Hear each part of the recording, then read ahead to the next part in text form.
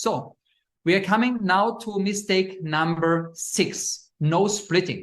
Somehow I mentioned already before, because some colleagues are absolutely fine with harvesting a block, have done this already several times, but then when it comes to splitting the block, somehow people think, oh, this is not so necessary, or they want to reduce the chair time, or any other reasons.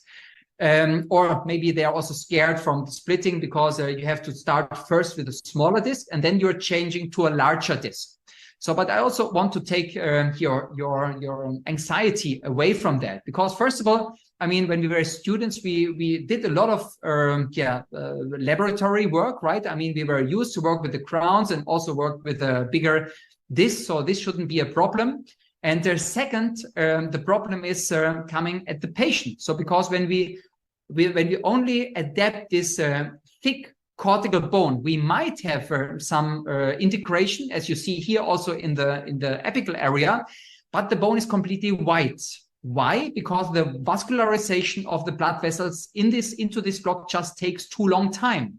And this ends up that these bone cells are dying. And when they are dying and we have white bone, that means dead bone, what happens next? Macrophages are activated and osteoclasts, and we are having the problem of resorption. Sooner or later, we will have here some resorption process.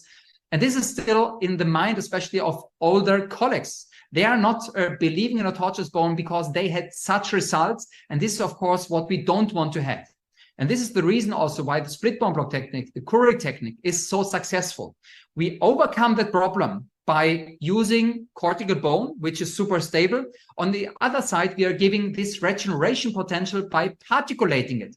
Again, by working with these chips, we are enlarging the surface, we have faster access from the blood vessels, and better vascularization and wonderful results, real red bone and good long-lasting results.